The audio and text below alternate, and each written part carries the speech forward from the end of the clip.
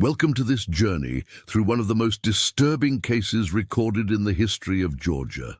Before we begin, I invite you to leave in the comments where you are watching from and the exact time at which you are listening to this narration.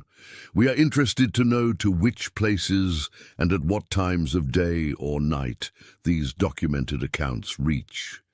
In the autumn of 1853, in Chatham County, Georgia, approximately 12 miles west of Savannah, a small wooden cross was discovered on the edge of the Carswell Plantation. This discovery would not have been particularly unusual, except for the inscription crudely carved into its base. "They are in the ground, but their souls feed the pigs." The cross was found by a traveling merchant who reported it to the local sheriff. Within 24 hours, 3 children from the Carswell family had been reported missing. What followed was one of the most disturbing investigations in antebellum Georgia, a case that remained largely undocumented until historian Miriam Holcomb uncovered county records in 1962. The Carswell Plantation was known for its prosperous rice and cotton harvests. The main house stood on a slight elevation, overlooking rows of slave quarters and agricultural fields that stretched toward the swamplands. The family was headed by Thaddeus Carswell, a third-generation plantation owner whose grandfather had established the estate in 1790. According to county records, Carswell owned approximately 47 enslaved persons.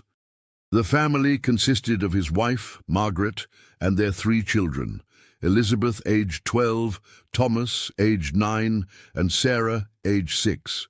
Eliza Brown was one of the house servants, approximately 36 years old according to sale records. She had been purchased by Thaddeus Carswell 7 years prior from a neighboring plantation after the death of her previous owner. Eliza was assigned to care for the Carswell children and assist with kitchen duties. According to accounts from other house servants recorded years later, Eliza was known for her exceptional cooking skills and her seemingly boundless patience with the children. Margaret Carswell had noted in her household journal that Eliza was remarkably competent and quiet in her duties. What was not recorded in these household accounts was the underlying tension that permeated the Carswell household. Thaddeus Carswell had a reputation among plantation owners in Chatham County for his strict disciplinary methods. Several county records indicate complaints filed by neighboring plantation owners about Carswell's treatment of enslaved workers who had fled to their properties. These complaints were consistently dismissed by local authorities. On October 14, 1853, Margaret Carswell wrote in her journal, "The children have been particularly difficult today. Eliza seems withdrawn, less communicative than usual. Thomas broke his father's reading glasses and has been confined to his room. Elizabeth continues to complain of stomach pains, though Dr. Whitfield can find no cause. The air feels heavy, as though a storm approaches." The following day, October 15th, would be the last documented day that anyone saw the 3 Carswell children alive.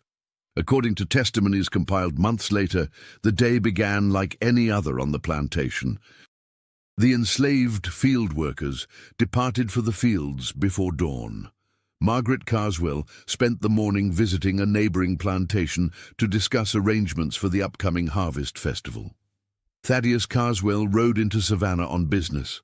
Not expected to return until the following day, the children remained at home under Eliza's supervision.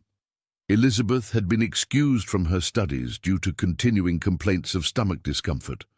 Thomas was still being punished for the incident with his father's glasses. Sarah, the youngest, spent the morning playing in the nursery under Eliza's watchful eye. Another house servant, Samuel Johnson, would later recall that Eliza had been unusually active in the kitchen that day, preparing a special meal for the children. She said it was medicinal, Johnson reported to investigators, something to settle Miss Elizabeth's stomach troubles. She wouldn't let anyone else near the cooking pot. By mid-afternoon, all 3 children had eaten the special meal prepared by Eliza. By evening, All three had fallen ill with similar symptoms: drowsiness, confusion, and eventually a deep sleep from which they could not be roused. When Margaret Carswell returned at dusk, she found Elizabeth and Thomas in their beds, unresponsive but breathing. Sarah was nowhere to be found. What happened in the hours that followed has been pieced together from fragmentary accounts. Margaret Carswell immediately sent for Dr. Whitfield, who arrived shortly before midnight. By this time, Thomas had stopped breathing. Elizabeth remained in a comatose state. A search party was organized to look for Sarah, but darkness hampered their efforts. More disturbing was the simultaneous disappearance of Eliza Brown. She was not in her quarters, nor was she found anywhere on the plantation grounds. A later search of her sparse living space revealed only a small, handmade doll fashioned from corn husks, similar to those made by children on the plantation. Dawn revealed footprints leading from the main house toward the pig pen at the far edge of the property. According to Sheriff Williams' report, dated October 16th, the pig pen showed signs of recent disturbance. The ground had been freshly turned in several places.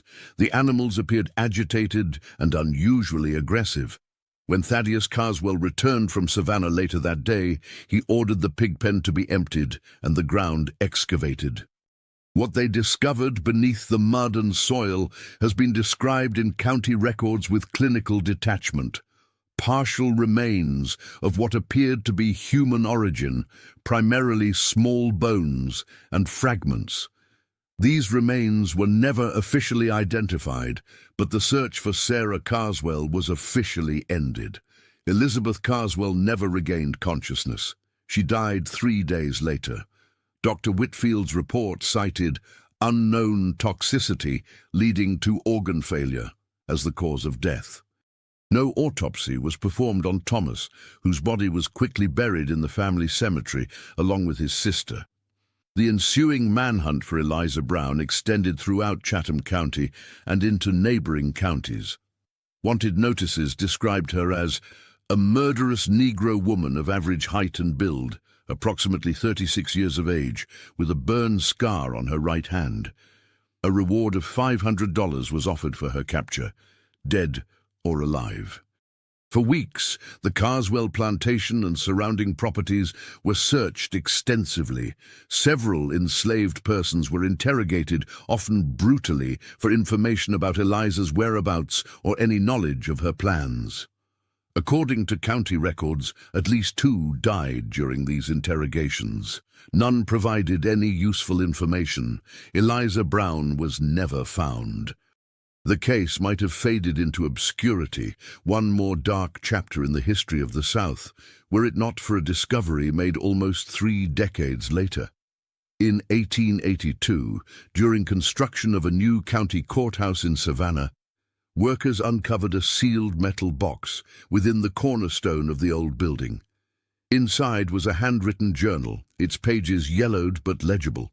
The journal was signed simply E.B. and dated 1853.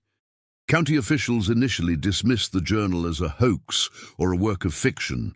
It was filed away and forgotten until historian Miriam Holcomb discovered it while researching court records for an unrelated project in 1962.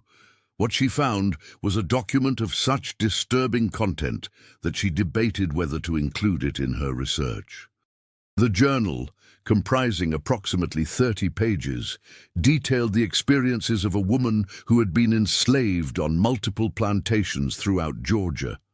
The writer described systematic abuses, daily humiliations, and the psychological toll of captivity. The most disturbing entries concerned her time at a plantation that, while never named explicitly, matched the description of the Carswell estate. "The master beats his own children," one entry read. "Not as he beats us, but with words that cut deeper than any whip. The youngest girl cries at night. I hold her until she sleeps. The boy tries to be like his father, practicing cruelty as though it were a lesson to be learned. The oldest girl watches everything, says nothing. Her eyes grow colder each day." Another entry, dated approximately 2 weeks before the disappearance of the Carswell children, contained this passage. "I found Sarah with welts on her arms today. When I asked who had hurt her, she said it was Thomas, practicing what their father had shown him. When I spoke to Thomas, he said only that Sarah needed to learn her place. He is 9 years old." The final entries become increasingly disjointed. References to a cleansing and freedom through transformation appear repeatedly. The last entry, dated October 14th, reads simply, "Tomorrow they will be free. We all will." Holcomb's research into county medical records revealed another disturbing detail. Dr. Whitfield had treated Elizabeth Carswell several times in the months preceding her death for feminine complaints inappropriate to her age. No further details were provided, but Holcomb noted that Elizabeth had turned 12 just 2 months before her death. In the years following the tragedy, the Carswell plantation fell into decline. Thaddeus and Margaret divorced in 1857, an unusual and scandalous occurrence for that time and place. Margaret returned to her family in Charleston, where she died in 1862. Thaddeus Carswell remarried in 1858 to a much younger woman who bore him 4 more children. None survived past infancy. During the Civil War, the Carswell plantation was abandoned as Union forces approached. Thaddeus Carswell reportedly fled to Texas, where records of his life become scarce. A man matching his description died in a Houston boarding house in 1874, apparently from alcohol poisoning. The former Carswell plantation land was divided and sold in parcels after the war. The main house burned under mysterious circumstances in 1879. Local folklore claimed the property was cursed, that the land itself had been poisoned by what had occurred there. In 1958, during construction of a highway that would cut through a portion of the former plantation grounds, workers uncovered a small metal container approximately 3 feet below the surface. Inside was a corn husk doll and a folded piece of paper. The paper contained a list of names, beginning with Elizabeth, Thomas, and Sarah Carswell, followed by the names of 47 enslaved persons owned by Thaddeus Carswell at the time of the children's deaths. At the bottom of the list was a final name, Eliza Brown. Next to it was written in the same hand, "Finally free." This discovery reignited interest in the case, leading Holcomb to her research project several years later. Her findings were published in a limited academic journal in 1964, but received little public attention. The journal itself, along with other documentation related to the case, was archived at Savannah State University, where it remained largely forgotten. In 1968, a graduate student researching antebellum agricultural practices requested access to the Carswell plantation records. According to university archives, the student checked out several documents, including the EB journal. 3 days later, the student disappeared from campus. The journal and other borrowed materials were never returned. University records identified the student as Eleanor Blackwell. No record of an Eleanor Blackwell having been enrolled at the university has ever been found. Local folklore in Chatham County occasionally references the Carswell case, though details have been distorted over generations. Some versions claim that Eliza poisoned the entire Carswell family. Others suggest that the children were not killed, but hidden away, raised secretly by Eliza until they could escape north. Still others insist that the Pigpen revelation was fabricated to cover up an even more terrible truth. What remains consistent in these varied tellings is the description of Eliza Brown, a woman pushed beyond human endurance who responded with calculated retribution. Not a monster, but someone who had been systematically dehumanized until she reflected the monstrosity around her.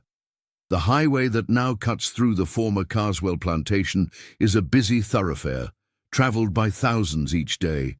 Few know the history of the land they pass over. Fewer still know about the small, unmarked grave on what was once the edge of the property, where each year on October 15th, someone places a corn husk doll. In 2004, during expansion of the highway, construction was temporarily halted when workers discovered bone fragments in the soil. Forensic analysis determined them to be pig bones, approximately 150 years old. The construction continued. The former pigpen area now lies beneath the eastbound lanes of the highway. Late at night, some drivers report a strange phenomenon, their car radios suddenly switching to static as they pass over a specific stretch of road. Through the static, some claim to hear what sounds like children's voices, what really happened on the Carswell Plantation in October 1853. The fragmentary evidence allows for multiple interpretations. Was Eliza Brown a murderer, driven to unthinkable acts by the brutality of her circumstances? Was she a protector who saw death as the only escape she could offer children doomed to perpetuate or endure a cycle of violence? Or was she something else entirely, neither victim nor villain, but a woman who decided that freedom required the most terrible sacrifice? County records show that in the months following the children's deaths, 6 other enslaved persons escaped from neighboring plantations. None were recaptured. Some historians suggest that these escapes were inspired by Eliza's actions, that her defiance created a ripple effect throughout the region. What became of Eliza Brown herself remains unknown. Some speculate she made her way north via the Underground Railroad. Others believe she remained in Georgia, perhaps adopting a new identity. The truth, like so much of this case, lies buried beneath layers of time and intentional obscurity. The corn husk doll, found in 1958, was placed in the Savannah Historical Society's collection. In 1971, a fire damaged portions of the collection. The doll was among the items reported destroyed, yet every October 15th, a similar doll appears on the unmarked grave at the edge of the former plantation. No one has ever witnessed who places it there. As with many historical cases involving enslaved persons, the full truth of the Carswell Plantation tragedy may never be known. Records were intentionally destroyed, testimonies went unrecorded, and those who might have spoken the truth were silenced by force or fear. What remains is a shadow narrative, glimpsed through fragments and whispers, a terrible act born of terrible circumstances, children who were both victims and perpetrators, a woman who decided that freedom, by any means, was worth any price.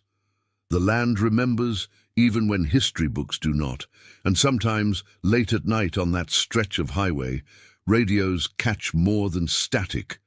They catch echoes of voices that ask us not to judge, but simply to remember. Remember that monsters are made, not born. Remember that beneath the sanitized narratives of history lie truths too painful to confront. Remember Eliza Brown, who fed her master's children to the pigs, and in doing so perhaps fed something else entirely, a hunger for justice that could not be satisfied by half measures. In the end, this is not a ghost story. There are no supernatural elements to this tale, no cursed ground or vengeful spirits. There is only human cruelty and human resistance playing out against the backdrop of one of America's greatest moral failures. The true horror lies not in what Eliza Brown may have done, but in the system that created the conditions for such an act to be conceivable. The true monsters were not the pigs who consumed human flesh, but the humans who consumed other humans' lives, dignity, and humanity. And perhaps the most disturbing question of all, in Eliza's position, what would any of us have done? The wooden cross that started this investigation was never found again after being logged as evidence. Sheriff records indicate it was stored in the county courthouse, the same building where, years later, the EB Journal would be discovered in the cornerstone. Some questions have no satisfying answers. Some stories have no resolution, only echoes that continue to reverberate through time. This is one such story. If you find yourself driving that stretch of highway outside Savannah, pay attention to your radio. Listen for the static. Listen for the voices beneath. They are still there in the ground, and something still feeds. In 1965, Professor James Harrington of Emory University conducted interviews with elderly residents of Chatham County as part of an oral history project. Among those interviewed was Ruth Coleman, 97 years old at the time, whose grandmother had been enslaved on a plantation near the Carswell property. The transcript of this interview, filed away and largely forgotten until 2001, contains a remarkable account. According to Coleman, her grandmother spoke of a woman named Eliza who had worked in the big house on a neighboring plantation. Grandmother said this Eliza had lost children of her own, Coleman recalled. 3 babies, all taken and sold away before they could walk. Sold to different places so far away she knew she'd never find them again. Coleman's grandmother had described how Eliza would sometimes be seen talking to herself in the kitchen garden as though her children were still with her. But she wasn't crazy, Coleman emphasized in the interview. Grandmother said she was the sanest person on that whole plantation. She just had a plan nobody knew about. The Coleman interview provides the only known reference to Eliza Brown having had children of her own, a detail absent from the Carswell plantation records. If true, it adds another layer to the tragedy, suggesting a woman who had already experienced the most profound loss a parent can endure. Further research by historian Rebecca Torres in 1997 uncovered sales records from the estate of Eliza's previous owner, Jacob Winters. These records, dated 1846, document the sale of 3 Negro children, ages 4 years, 2 years, and 8 months, all in good health. While the children are identified only by age, not by their mother, the timing corresponds with Eliza's presence on the Winters plantation. Torres also discovered medical records from Dr. Whitfield that referenced treating Eliza for female melancholia shortly after her arrival at the Carswell plantation. The treatment prescribed was bloodletting and forced labor, common remedies of the era, for what would now be recognized as profound grief and trauma. Perhaps most disturbing was Torres's discovery of Thaddeus Carswell's personal correspondence with neighboring plantation owners. In a letter dated April 1852, Carswell wrote, "The house servant Eliza continues to form inappropriate attachments to my children, particularly the youngest. I have instructed Margaret to monitor her closely and correct any overfamiliarity. We cannot have these people forgetting their place." A responding letter from William Barrett, owner of an adjacent property, advised, "It is a common problem with those who serve in the house. They begin to imagine themselves part of the family. I find a swift return to fieldwork for a season reminds them of their true position." No record exists of Eliza being sent to the fields, suggesting that despite his concerns, Carswell continued to value her services in the house. This contradiction, the simultaneous exploitation of her domestic skills and suppression of her human connections, epitomizes the perverse logic of the slave system. In 2008, archaeologist Martin Delaney conducted ground-penetrating radar surveys of the area surrounding the former Carswell plantation as part of a broader study of antebellum settlements.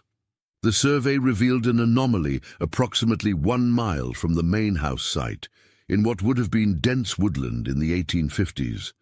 Excavation of this anomaly uncovered the foundation of a small structure, approximately 8 feet by 10 feet. Artifacts recovered from the site included fragments of handmade ceramic vessels, a rusted kitchen knife, and a collection of small bones initially identified as animal remains. Further analysis determined that the bones were a mixture of pig and chicken bones, with unusual cut marks suggesting they had been fashioned into crude tools or implements. More significantly, the excavation uncovered a small hollow beneath the dirt floor, containing a sealed glass jar. Inside the jar was a folded piece of fabric, Preserved by the airtight seal, the fabric appeared to be a child's nightgown, sized for a young girl. Stitched into the hem in barely visible thread were 3 sets of initials, EB, JB, and MB. Delaney's report suggests that the structure may have been a temporary shelter used by Eliza Brown after fleeing the Carswell plantation. The nightgown, with initials matching her own name and potentially those of her souled children, represents a tangible connection to her past life and lost family. The discovery offers a glimpse of Eliza as more than just a perpetrator of violence, as a mother who carried the memory of her children even as she fled for her life. It complicates the narrative, challenging us to see her actions within the full context of her lived experience. In 2012, digital restoration of Margaret Carswell's household journal revealed entries previously too faded to read. Among these was a disturbing account dated July 1853, just 3 months before the children's deaths. Discovered Thomas tormenting one of the kitchen cats today. The poor creature was already dead when I found them. When questioned, he said he was only practicing what father had shown him in the quarters last week. Must speak to Thaddeus about conducting such business away from the house. The boy is too young to witness such things. Another entry from September. Elizabeth has been spending too much time with her father in his study. She returns with strange notions about natural hierarchies and divine order. At 12, she should be focused on her music and needlework, not political philosophy. Thaddeus says I coddle her, that she must understand her place in society as a future mistress. I fear she is learning the wrong lessons, and most disturbingly, an entry from just 2 weeks before the tragedy. Found Sarah crying in the kitchen. Eliza was comforting her. When asked what troubled her, she would not say, only clung tighter to Eliza. Later, Elizabeth told me that Thomas had taken Sarah to the whipping post and made her watch as father disciplined 2 field hands for failing to meet their quota. Sarah has had nightmares since. Eliza prepares her special tea to help her sleep. Must tell Thaddeus that the children should be kept away from such scenes. These entries suggest a household where violence was normalized, where children were being systematically indoctrinated into the brutal hierarchy of plantation life. They also indicate that Eliza had positioned herself as a source of comfort and protection for at least the youngest child, establishing a complex relationship that makes her subsequent actions all the more disturbing. In 2015, literary scholar Josephine Wright analyzed the EB journal, found in the courthouse cornerstone, focusing not on its content but on its linguistic patterns. Her analysis revealed that the writer had likely received some education, unusual for an enslaved person of that era. The consistent spelling and grammatical structures suggested someone who had regular access to written materials and possibly some formal instruction. Wright compared the journal to other known writings by enslaved and formerly enslaved individuals from the same period and region. Her conclusion was that the EB journal showed similarities to writings associated with educated house servants who had clandestine access to their owners' libraries. This finding aligns with accounts of Eliza's position in the Carswell household. As a caretaker for the children, she would likely have been present during their lessons, perhaps absorbing education that was never intended for her. This access to knowledge, combined with her intimate awareness of the family's dynamics, would have given her insights and capabilities beyond those of many of her enslaved contemporaries. Knowledge, in this context, became both a tool and a burden, allowing Eliza to understand more fully the system that oppressed her while offering no legitimate means of escape from it. During renovation of the Savannah Historical Society building in 2018, workers discovered a hidden compartment in an antique desk that had once belonged to Sheriff Williams, the original investigator of the Carswell case. Inside was a sealed envelope containing a single sheet of paper. The document appeared to be a transcription of an interview with someone identified only as Witness J, dated November 1853, approximately 1 month after the Carswell children disappeared. The transcription reads in part, "Witness claims to have encountered a Negro woman matching Eliza Brown's description approximately 14 miles south of the Carswell plantation, traveling alone at night. Witness reports the woman appeared calm, not frightened, and walked with purpose rather than the furtive manner typical of runaways. When questioned about her destination, the woman reportedly said, 'I am going to my children.'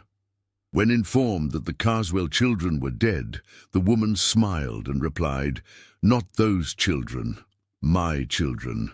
They are waiting for me.' Witness further claims the woman showed no signs of remorse or distress when the Carswell tragedy was mentioned.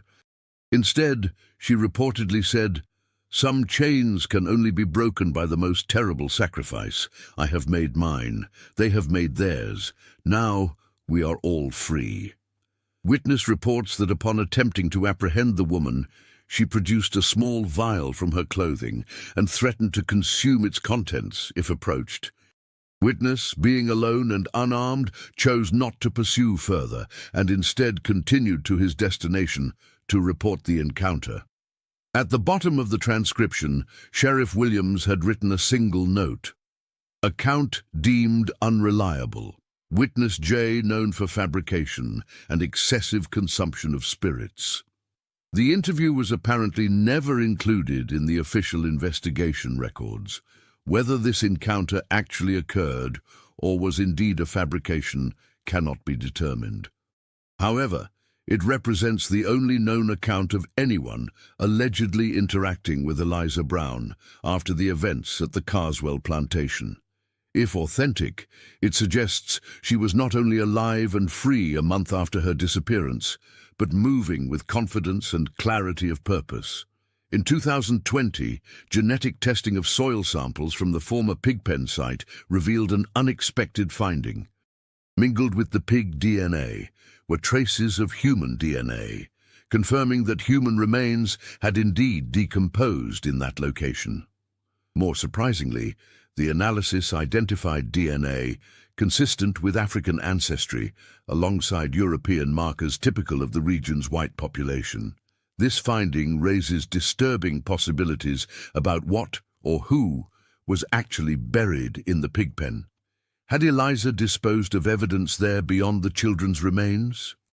Or had the site been used for clandestine burials before the events of October 1853?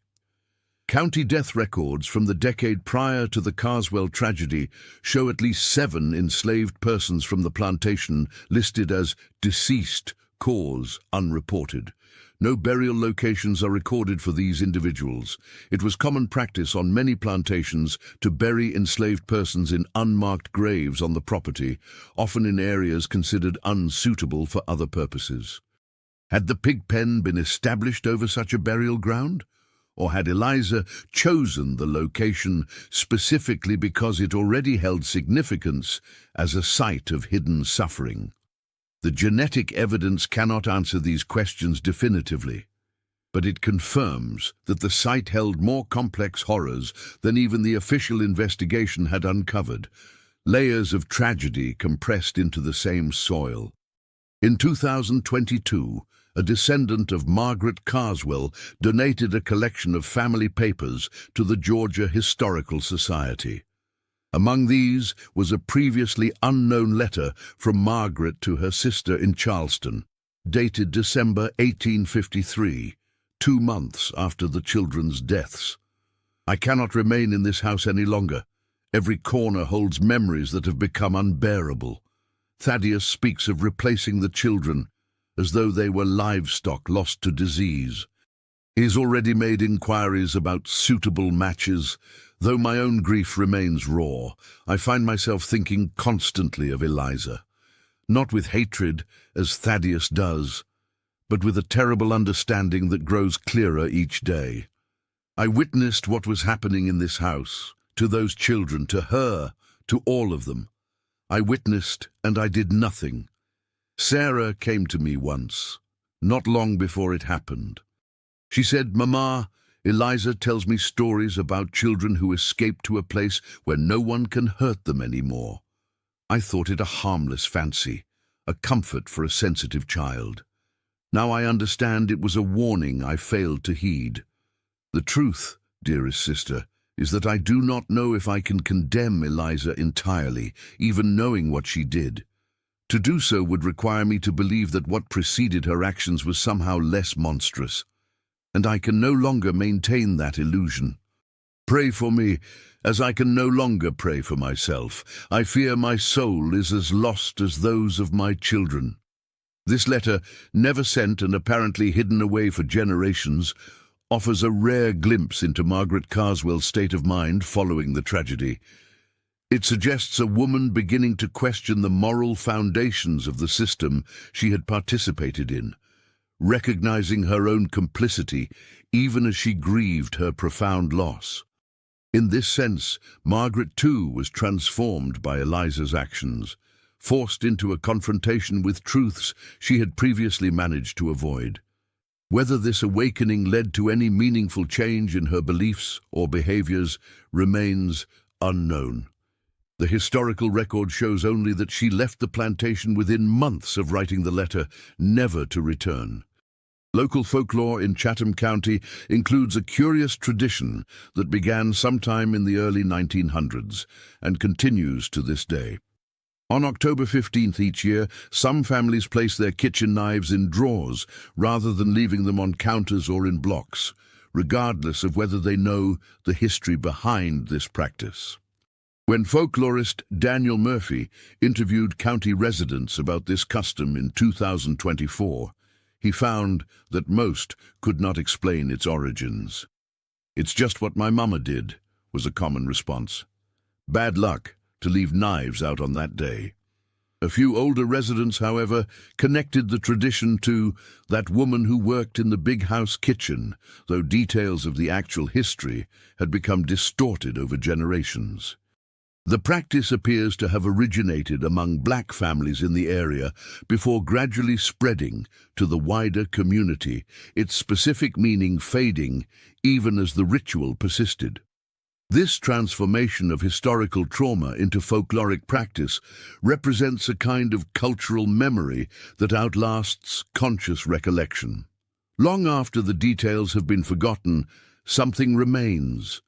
A behavioral echo of past horrors, preserved in mundane daily actions. What are we to make of Eliza Brown and the terrible events at the Carswell plantation? History offers no simple moral to extract, no neat resolution to satisfy our desire for justice or closure. We know that 3 children died. We know that a woman who had herself been grievously wronged likely caused those deaths. We know that the system that created the conditions for this tragedy continued for years afterward, claiming countless more victims. Perhaps the most honest conclusion is simply this: in a profoundly dehumanizing system, Eliza Brown made a choice to assert her agency in the only way available to her. That this choice involved an act of horrific violence reflects not on her individual morality, but on the utter absence of moral alternatives within the system that contained her. The true horror of the Carswell plantation tragedy lies not in the actions of a single desperate woman, but in the reality that such desperation was deliberately and systematically manufactured across an entire society. The monstrosity was not in Eliza Brown, but in the institution that created the conditions where feeding children to pigs could be conceived as an act of liberation. In the end, we are left not with answers, but with questions that echo across time. What does freedom mean when all paths to it are soaked in blood? What responsibility do we bear for systems of oppression we inherit rather than create? And how do we reckon with historical horrors too painful to confront, yet too significant to forget? The stretch of highway that now covers the former Carswell plantation carries thousands of travelers each day, most unaware of the ground they pass over. But sometimes, late at night when traffic thins and the modern world grows quiet, something remains that cannot be paved over or forgotten. Some say it's just radio interference, a quirk of topography or nearby power lines. Others insist it's something more, the land itself remembering what happened there, a story too terrible to fade completely from the world. Either way, if you find yourself driving that road after dark, you might notice your radio catching strange signals.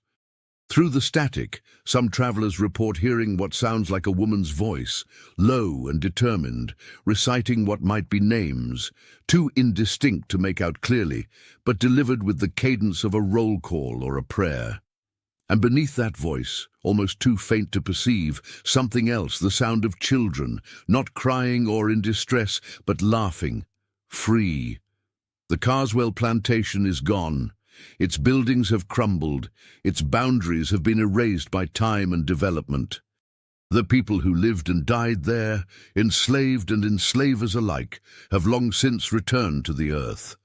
But the story remains, carried forward by fragments of evidence, by oral histories, by the persistent efforts of those who believe that even the most disturbing truths must be preserved if we are to understand our present. And perhaps, in some impossible-to-define way, Eliza Brown remains as well, not as a ghost or supernatural presence, but as a question that has never been fully answered, a reckoning that has never been completed. In the official histories, she is a murderer, a monster who committed an unthinkable crime against innocent children. In counter-narratives preserved through generations of oral tradition, she is something more complex, a woman who refused to accept that her own children could be taken while she was forced to nurture the children of their taker. The truth, as always, lies somewhere in the painful space between these versions, in the recognition that systems of extreme oppression produce extreme responses, that humanity denied will eventually assert itself, sometimes in terrible ways. If you should visit Chatham County today and ask about Eliza Brown, few would recognize the name. But ask about the woman who fed her master's children to the pigs, and you might see a flicker of recognition, a nervous glance, perhaps even a gesture to ward off bad luck. For some stories never fully die, even when we try to bury them beneath highways and progress and the comfortable illusion that the past is truly past. They remain in the soil. They feed something that continues to grow. They wait for us to listen.